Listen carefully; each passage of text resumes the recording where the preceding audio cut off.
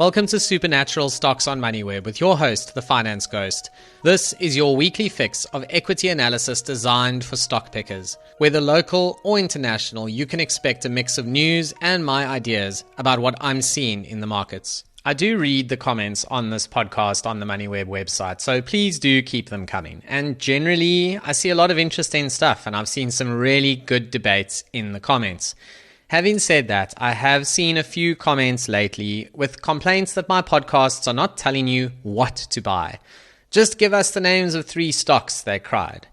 Now, I think this is worth responding to, particularly as financial media regularly features so-called experts who come out with stock recommendations, usually with only a few minutes to talk about them, instead of a proper amount of time to present a well-constructed bull and bear case based on their own research rather than just regurgitating headlines they saw elsewhere anyway. Now, I avoid content that is focused on stock picking rather than sharing insights. I avoid engaging with that content and I avoid creating it.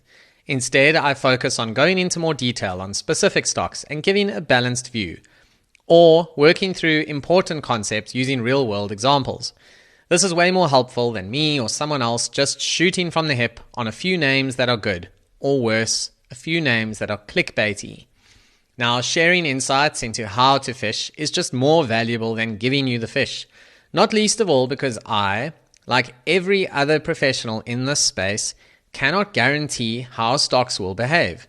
If you think that experts are always right, you are missing the point of risk and reward entirely. If you think they are right more often than you might be, then fair enough, that might be true if you are new to investing, but it's also not guaranteed. And even if that is the case, there's a bigger problem here. What exactly are you doing with these recommendations? There will always be demand for stock pickers to throw their names out there into the wilderness. Hence, I am dedicating this episode of Supernatural Stocks to my views on stock recommendations and why they are generally problematic. Let's assume the worst case scenario. I give you 3 names or someone else gives you 3 names and you just blindly go and buy them while making sure you share that article with your friends to try and get them to do the same. What are the issues here? The first problem is the timing of the purchase. When are you buying? Is it precisely as the content gets released? What happens if you listen to the podcast a month later? Is it still relevant? What about 6 months later? What about a year later? This is an issue because things do change in the market, and the expert who gave that recommendation at a point in time has absolutely no obligation whatsoever to update that view publicly every single time something changes in the market. And believe me, things change over time. Sure, some problems emerge gradually rather than overnight, but even experts don't always see them coming. A few years ago, De Beers looked unshakable, and now you wouldn't want to be anywhere near the diamond industry. For many reasons, emotions and cognitive bias make it difficult to accept that disruption is a reality, and experts are not immune to this. Nobody is immune to this, not even the best stock pickers in the market. It's hard enough to get it right if you are thinking constantly about a position, let alone if you are now just working off someone else's point estimate in an interview that you saw somewhere. And sometimes in the market, chaos does happen overnight. It's not always gradual. Just look at the Trump tariffs as a perfect example this week. Even though people knew they were coming, the extent and the approach taken still sent shockwaves through the market. Anyone who released content even a few weeks ago, never mind a couple of months ago, picking consumer stocks for the year, can probably throw that content away now because everything has changed. The second problem is the right price, and this is actually my biggest issue. I see it all the time. Stock recommendations in the market are a dime a dozen. You'll find them on media platforms and on social media, but what does it mean when something is a buy or a sell? Is this the case regardless of what the price does? No, of course not. How can it be? But when last did you see a suggested price range in one of those 3 stocks to own right now articles? Let's use the tariff example once more, and let's assume that you had bought a basket of consumer stocks based on hot tips you saw in an interview somewhere. Now, you haven't done the work in terms of understanding the business and performing an evaluation.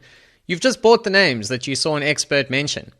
Now everything has nosedived and the market is in disarray. What do? Do you sell into the weakness? That's the worst of buying high and selling low. Yet here you are deep in the red despite what the expert told you, and it's easy to panic. Or do you go the other way and do you buy the dip? But which dip? And is it correct that every single dip there is a good buy, or maybe it's not? Is it right that Alibaba fell 5% in the aftermath of the tariff issue while Nike fell 14.5%? Is the market right on both, wrong on both, or mixed? Do you know enough about how each company makes money, or are you now waiting for that same expert to come back and give you an updated view? I wouldn't hold my breath for the latter.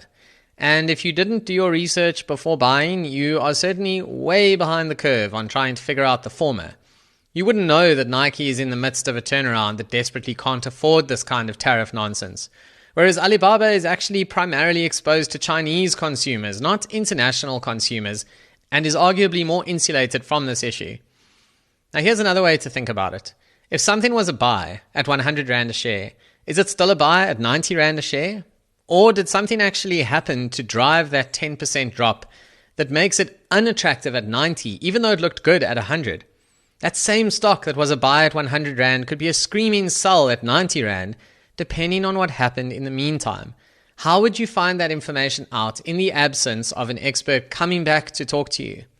Unless you've done the work on the price and understood the drivers of the business, you are out in the cold in this situation. And whilst it is very tempting to then blame that person you heard on the radio, it's not their fault that you're in this boat. I'm afraid that the blame lies with you because you blindly bought stock recommendations without understanding the underlying company.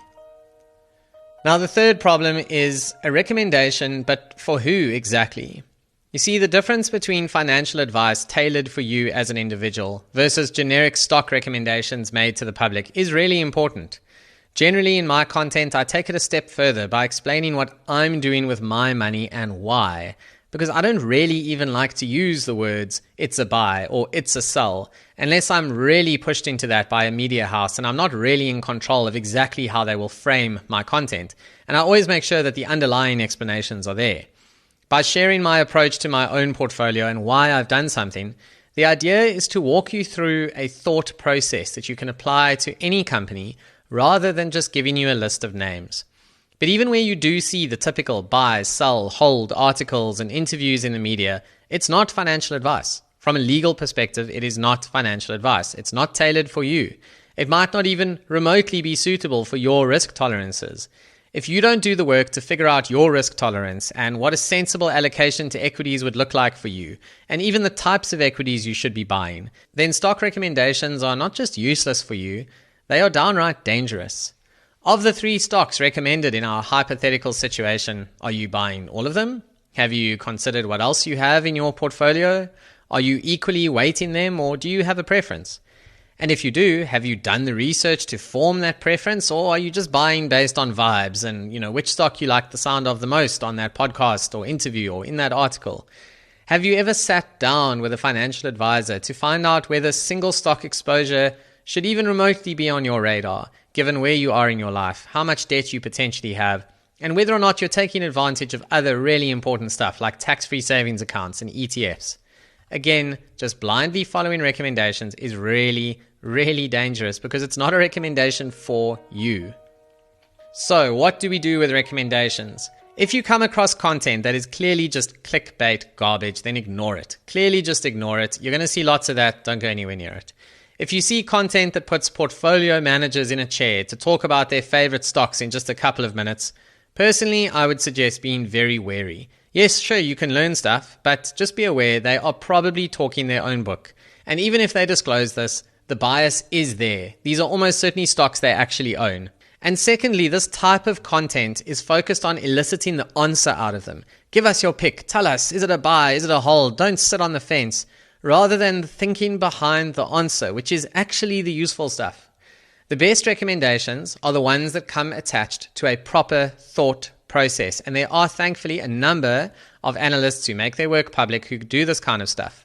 They give you a balanced view of a bull case and a bear case, for example. They point out what could go wrong and what could go right. What are the underlying trends? What are the valuation considerations in terms of current multiples, for example, and historical average multiples? If you go back 2 weeks in supernatural stocks and look at the podcast I did on golf stocks, specifically Acushnet where I have a long position and Topgolf Callaway where I have no position, I like to think that that's a decent example of what a thought process looks like in the context of, hey, is this stock maybe a good idea? And by engaging with the thought process, you can identify where you agree and where you disagree. And those are the kind of comments that I particularly love seeing on my work. It also means you are well prepared to look at the world around you and the subsequent company announcements and determine whether you are heading more towards the bull case or the bear case as time goes on. You're not flying blind now. You're well informed and able to respond to subsequent news flow. So no, I'm not just going to tell you what stocks to buy or which 3 stocks you should hold for the next 3 months, but I will happily share how I think through stocks and opportunities on the market. And in doing so, I hope to be just one part of your research process. Because here's the thing about hot tips. As the name suggests, they do tend to burn you. There's no such thing as an opportunity without risk, and these are merely my opinions on the stocks covered herein. Make sure that you do your own research, form your own views on the market when doing anything in your portfolio. Nothing in supernatural stocks should be taken as advice.